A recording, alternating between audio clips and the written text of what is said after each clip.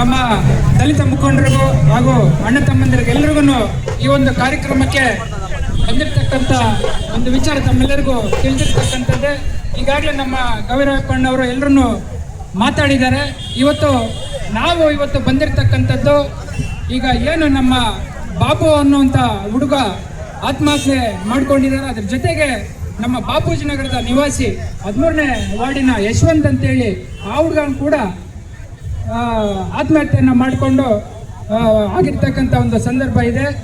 ಈಗ ಇವರ ಕುಟುಂಬಕ್ಕೆ ನಾವು ಅವ್ರ ಜೊತೆಗಿದ್ದೀವಿ.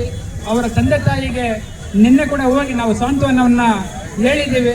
ಅವ್ರಿಗೆ ಶಕ್ತಿ ತುಂಬುವಂಥ ಕೆಲಸ ಮಾಡಬೇಕಂತೇಳಿ, ಧೈರ್ಯ ತುಂಬುವಂಥ ಒಂದು ಕೆಲಸ ಮಾಡಬೇಕಂತೇಳಿ ಈ ಒಂದು ಸಂದರ್ಭದಲ್ಲಿ ನಾವು ಇಲ್ಲೆಲ್ಲ ಸೇರಿರ್ತಕ್ಕಂಥದ್ದು.